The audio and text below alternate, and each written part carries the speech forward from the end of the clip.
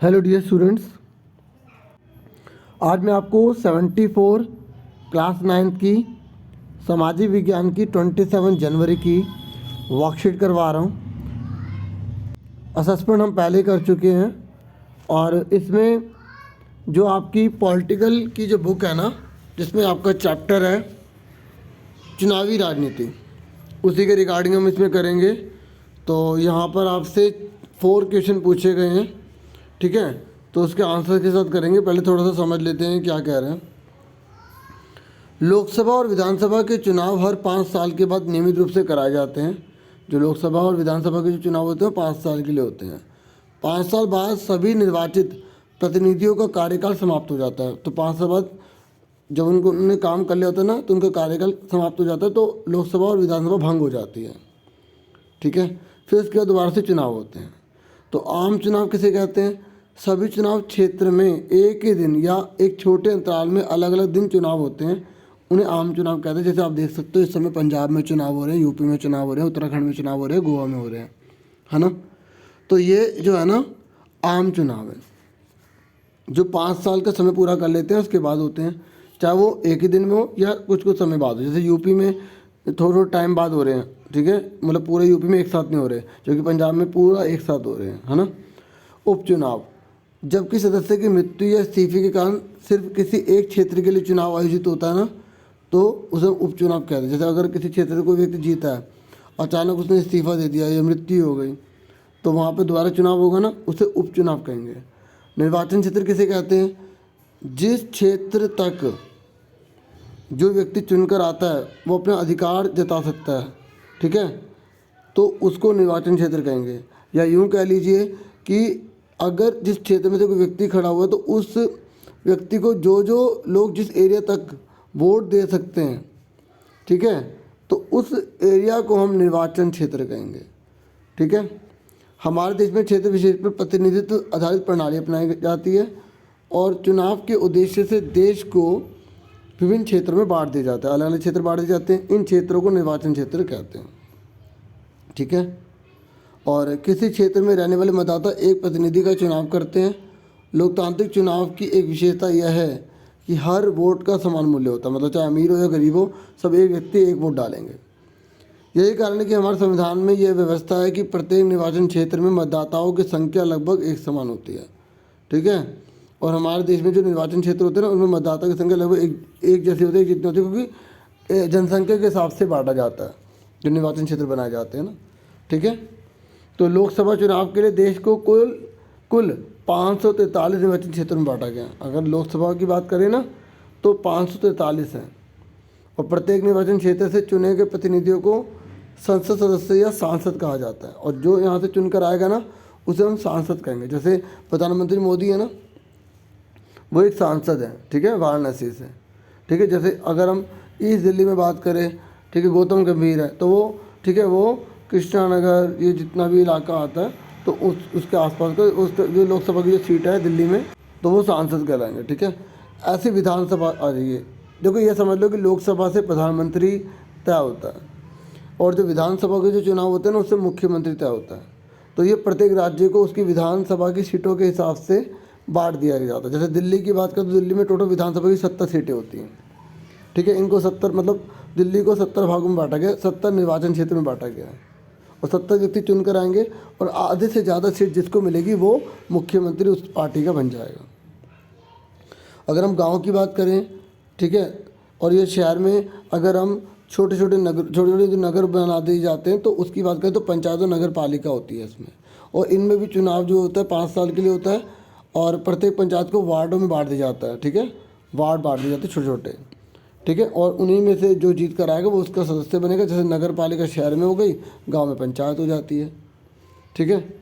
और ये कह रहा है कई बार इन निर्वाचन क्षेत्र में जो चुनकर आते जो होते हैं, इनको सीट के नाम से जाना जाता है कि 1 सीट 2 सीट, ठीक है। जैसे मैंने आपको बताया 70 सीट दिल्ली के अंदर, तो 70 हम निर्वाचन क्षेत्र भी बोल सकते हैं और उन निर्वाचन क्षेत्र को सीट भी बोल सकते हैं। अब आज आरक्षित निर्वाचन क्षेत्र वो होते हैं जो लोकसभा और विधानसभा के अंदर ना, ठीक है, कुछ लोगों के लिए आरक्षण दे दिया जाता है कि उस सीट पर, उस निर्वाचन क्षेत्र पर उसी जाति का व्यक्ति खड़ा होगा, चाहे वो किसी भी पार्टी से हो, और उन पार्टी में से अगर कोई भी जो जीत कर आएगा तो वो उसी जाति का होगा, तो वो अपनी जाति के लिए कल्याण, अपनी जाति के लिए काम कर पाएगा। तो ऐसी जो सीट होती है जो किसी विशेष वर्ग के लिए आरक्षित कर दी जाती है, उसे आरक्षित निर्वाचन क्षेत्र कहते हैं। जैसे महिलाओं के लिए अगर हमने आरक्षित कर दी, देखो महिलाओं के लिए तो जो पंचायत है, नगर निगम, उसी में है। विधानसभा और लोकसभा के अंदर महिलाओं के लिए आरक्षण नहीं दिया गया, ठीक है, सुन रहे मेरी बात। और लेकिन जो SC ST है ना, उनके लिए सीट आरक्षित की गई हैं, ठीक है। आप यहाँ पढ़ भी सकते हैं, मैं पढ़ के बता देता हूँ कि कुछ कमज़ोर वर्ग होते हैं लोकसभा और राज्य विधानसभाओं में, वो आराम से लोकसभा और विधानसभा में नहीं पहुँच पाते क्योंकि उनके पास फैसिलिटी नहीं है, साधन नहीं, रिसोर्स नहीं है, और वो चुनाव लड़ने में सक्षम नहीं होते क्योंकि उनके पास साधन, शिक्षा, संपर्क नहीं है। तो ऐसी स्थिति में ये लोग तो कभी चुनाव में या राजनीति में आ ही नहीं पाएंगे और अपने लिए काम ही नहीं कर पाएंगे, देश के लिए इनको अपनी सेवा देने का मौका ही नहीं मिल पाएगा, है ना। तो बहुत से लोग इनको चुनाव करने से रोक भी सकते हैं। तो ऐसी स्थिति में इन लोगों के लिए ना सरकार ने, हमारे संविधान ने आरक्षण प्रदान किया है, ठीक है, ताकि कोई व्यक्ति, कोई वर्ग का व्यक्ति कमज़ोर ना हो। जैसे अनुसूचित जाति और अनुसूचित जनजाति के लिए सरकार ने आरक्षण दिया है 84 सीटें लगभग, ठीक है, अनुसूचित जातियों के लिए हैं, और जो जनजाति है उनके लिए 47 है। देखो अनुसूचित जाति उन्हें बोलते हैं जो SC होते हैं, जो मतलब जिनकी पीढ़ियाँ एक ही प्रकार के काम को करती रह गई, ठीक है, और जिनको मंदिरों में अनेक प्रकार की फैसिलिटी से दूर रखा गया, ठीक है, तो उन्हें SC कहा गया। और अनुसूचित जनजाति वो होते हैं जो जंगलों में ही रह गए, उनकी पीढ़ी जंगलों में ही रह गई और आगे वो विकास ही नहीं कर पाए, अपना डेवलपमेंट नहीं कर पाए, तो ऐसे लोगों को ST कहा गया, ठीक है। तो इसलिए इन लोगों को आरक्षण देगा 47 जो है सीट्स इनके लिए आरक्षित की गई हैं। और एक कुल आबादी में उनकी हिस्सेदारी के अनुपात में, मतलब जितनी उनकी पॉपुलेशन है ना, उसके हिसाब से उन्हें सीट दी गई हैं, ठीक है। और ये कह रहा है कि कई राज्यों में ग्रामीण और शहरी जो नगर पालिका और निगम होते हैं, उनमें OBC को जो है ना, मतलब जो अदर बैकवर्ड कास्ट है उनको भी आरक्षण दिया गया, ठीक है, कई राज्यों ने ऐसा किया है। और ग्रामीण और शहरी जो निकाय हैं, जो मैंने भी आपको बताया, नगर निगम हो गया, आपकी नगर पालिका हो गई, पंचायत हो गई, तो इसमें महिलाओं को आरक्षण दिया गया 1/3 सीट। मतलब अगर 3 सीट नगर निगम या पंचायत में, तो उनमें से 1 सीट जो है वो महिला को मिलेगी, ठीक है, 1 सीट जो है वो महिला को मिलेगी, ऐसा ज़रूरी है, ठीक है। अब इन क्वेश्चन के आंसर फटाफट आप देख लो, ठीक है, आंसर देख लो। पहला क्वेश्चन है कि आम चुनाव और उपचुनाव में क्या अंतर है। आम चुनाव, लोकसभा के चुनावों को सामान्यतः आम चुनाव कहा जाता है, जो कि प्रत्येक 5 वर्ष में होते हैं, ठीक है। अब आ जाइए उपचुनाव। जब किसी चुनाव क्षेत्र में वहाँ का निर्वाचित सदस्य आकस्मिक रूप से मर जाता है या वह इस्तीफा दे देता है, तो सिर्फ उसी क्षेत्र में चुनाव कराए जाते हैं, जिसे उपचुनाव कहा जाता है, ठीक है। सेकंड देखिए, सांसद और विधायक में क्या अंतर होता है। सांसद, भारतीय संसद के दोनों सदनों, लोकसभा और राज्यसभा के सदस्यों को सांसद कहा जाता है, ठीक है।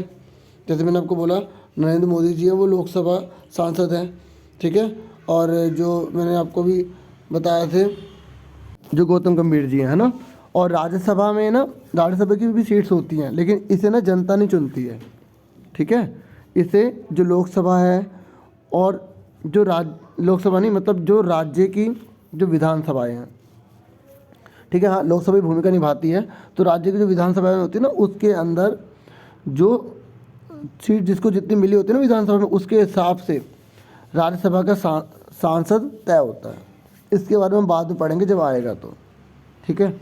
और विधायक, किसी भी राज्य के विधानसभा के सदस्य को विधायक कहते हैं। जैसे केजरीवाल जी जो हमारे दिल्ली के मुख्यमंत्री बने हैं, वो विधायक हैं, ठीक है, क्योंकि राज्य की विधानसभा के सदस्य हैं वो, ठीक है। और सांसद के बारे में एक और सुन लो, भारतीय संसद के दोनों सदनों, लोकसभा और राज्यसभा के सदस्यों को सांसद कहा जाता है। अच्छा ये बच्चों, ये रिपीटेड हो गया, ये वही चीज़ है, ठीक है, ये इतना ही करना है आपको। नेक्स्ट पर आ जाओ। ये कह रहे क्या लोकसभा और राज्य चुनावों में महिलाओं के लिए आरक्षण है। बताइए, मैंने आपको भी समझाया था। लोकसभा के चुनाव में महिलाओं के लिए किसी प्रकार के आरक्षण की कोई व्यवस्था नहीं है। उसी तरह राज्य की विधानसभा के चुनावों में भी महिलाओं के लिए किसी प्रकार की आरक्षित सीट की व्यवस्था नहीं है। हालांकि स्थानीय चुनावों में 1/3 सीट महिलाओं के लिए आरक्षित की गई है। ठीक है, नेक्स्ट है, देश को चुनावी निर्वाचन क्षेत्र में विभाजित करने के लिए संविधान ने क्या व्यवस्था की है? भारतीय संविधान में देश को अलग अलग निर्वाचन क्षेत्रों में विभाजित किया गया है। ठीक है, और प्रत्येक क्षेत्र में मतदाताओं की संख्या लगभग एक समान रखी गई है। तो इतना ही था, मुझे पूरी उम्मीद है हेल्पफुल होगी। मैं पूरी कोशिश करता हूँ कि आपके लिए बहुत सारी वीडियोस बनाऊँ, लेकिन जितनी बना पाता हूँ मुझे पूरी उम्मीद है आपके लिए काफ़ी हेल्पफुल होती होगी। आप वीडियो को लाइक, चैनल को सब्सक्राइब कर सकते हैं, मोटिवेट कर सकते हैं, ताकि मैं आपके लिए और अच्छी अच्छी वीडियो लेकर आऊँ। Thank you for watching and listening carefully. Take care yourself dear students.